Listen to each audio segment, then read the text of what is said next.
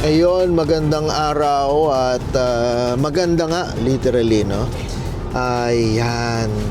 And papunta tayo ngayon sa downtown. May ipifilm tayong piyesa para sa kay Anjo. And maraming editing. May mga tinatapos sa office na i-edit. And si Jeff mukhang ayos naman daw. Kagabi kasi, late na si Jeff. Nag-film siya ng, oh my God, yung pinaka-valuable na pearl, ang Giga Pearl. Very interesting, no? Napakadaming nating mga tatapusin din ngayon. And yan, enjoy the show.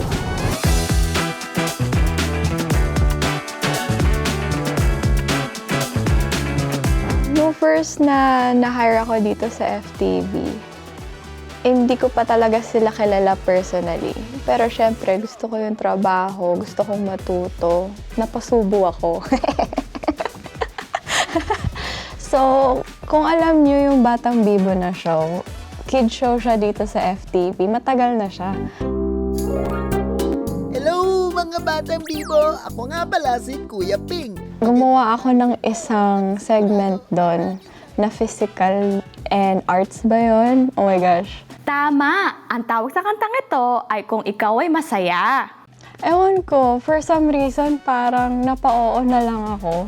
Kasi hindi ko pa nagagets yung humor nila kuya eh.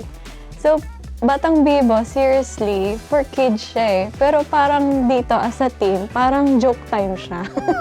Tatlong mga balat ng saging! So, nung na-realize ko ilang years na, shit, dapat hindi ko siya ginawa. Pero at least, nag-participate ako sa Batang Bibo and remarkable siya. Remarkable!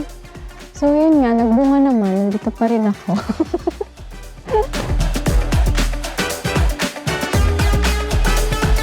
Papunta ng downtown sa may Cabbage Town.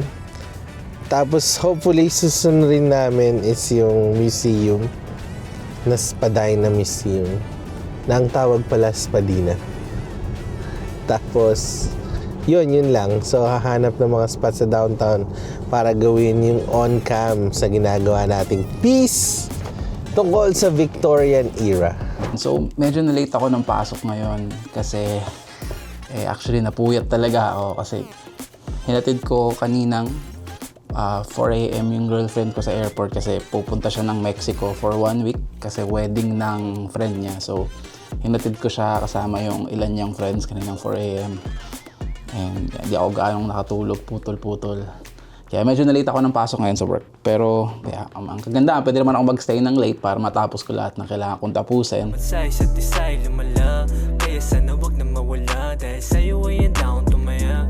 Tunay mong kulay pinakita ng... Kasi nag-start yung fascination ko sa Victorian era, yung mga bahay talaga. Yung mga bahay na, alam mo yung parang mga brick na kulay pula na brick. Tapos may mga patusok na ganon.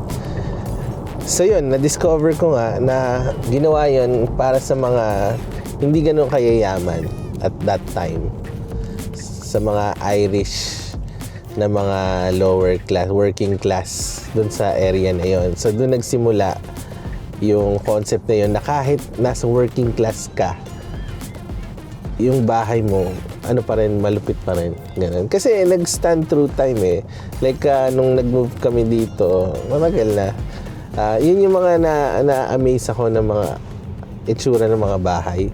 So parang gusto ko magka-own magkaroon ng bahay na ganun.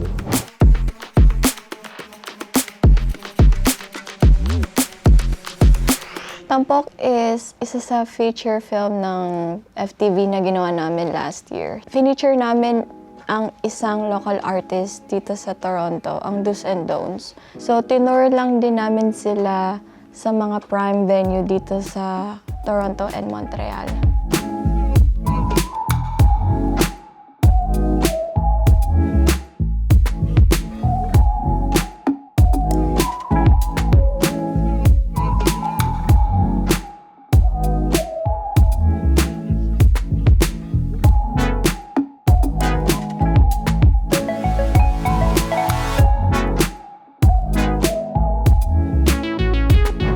ang ganap ko ngayon is basically nag-send na si Ate Cherry ng update niya from doon sa sinend kong draft doon sa Better Movement na edit na i-release ngayon, Thursday dapat. So, nag-post. I think maglalabas kami ng dalawa. Ito yung pangalawang episode this week ng Better Movement para lang makaka-catch up doon sa mga naiwan. And yeah, so hopefully ma-edit ko yung Better Movement ngayon at malabas siya. You actually don't need to do surgery unless it's an impingement specifically inside the nerve root somewhere in your neck. Dapat meron akong breakdown filming mamaya. Kaso kinancel ko muna kasi na-realize ko up to date pa naman ako nakapag-release na ako ng breakdown kahapon. So wala naman akong guest. So imbis na ibangko ko yung episode na wala akong guest, siguro magko-focus na lang muna ako sa pag-ayos ng yung YouTube account namin kasi gumawa nga kami ng iba't ibang YouTube channel, di ba? As nabanggit namin kahapon.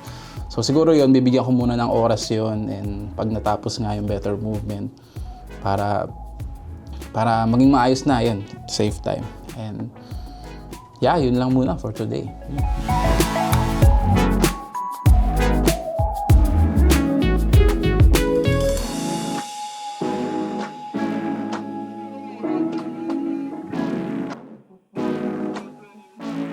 Ang pinaka-memorable ko sa tour namin sa Tampok is yung lahat kaming team and the local artists dumayo sa Montreal. So, of course, nandun yung production, yung music. Ang maganda dun is yung na-build naming relationship together.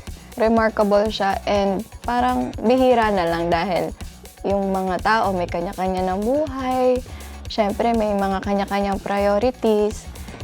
And trabaho yun and parang hindi namin siya tinuring na trabaho.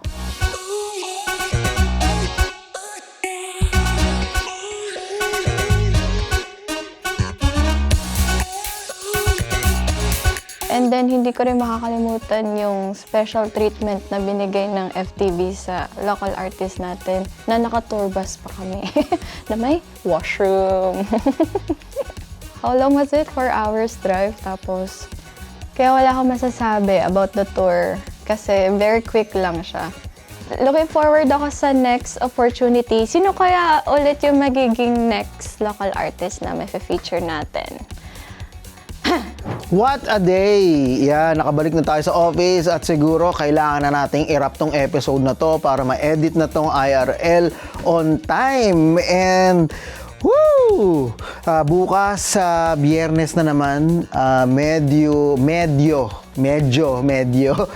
hectic talaga. May live band at interview, mga ganyan. At yun, sana maaga-aga matapos ngayon, pero mukhang hindi at marami pa talagang i-edit. And sa paghahalungkat ko kanina kasi naghahanap ako ng mga material na gagamitin para nga kina Dre dito, yung ano niya, Batang Bibo na parang audition tape. Ay ito, gusto kong i-share sa inyo ang 7 years ago. Like sa dami ng content na tinry namin gawin dito at ako kung ano-ano nang tinry ko at tinry ko maging newscaster. Natatandaan ko dati in real time tinatry kong Tagalogin yung mga line, pero I think kaya ko dati talagang mga malalalim na Tagalog. At ayun, eto ang kinalabasan after ilang version. Tinatawag ko dito ay Balita Ngayon. Na naaaksidente at pag minasama-sama pa po ay buhay po ang katapat nito at hindi po worth it. Kung maaari po na tumigil tayo o ipagpaliban po ang paggamit ng mga cellphone ay atin pong gawin ito.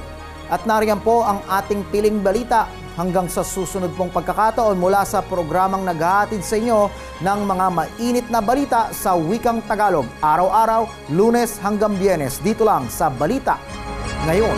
Very nostalgic. And yung topic actually ay sobrang relevant ngayon at sobrang relevant personally kasi ako ay dati nahuli ng pulis na tumitingin sa cellphone. Okay? So parang very applicable and lesson learned. Buti na lang ay warning lang ang binigay sa akin kasi tinadtad ko siya ng my apologies, I'm sorry. So yun ang lesson din doon, ay maging mabait sa mga pulis at aminin ng pagkakamali. So anyway, enjoy kayo dyan, good night at magkita-kita tayo bukas.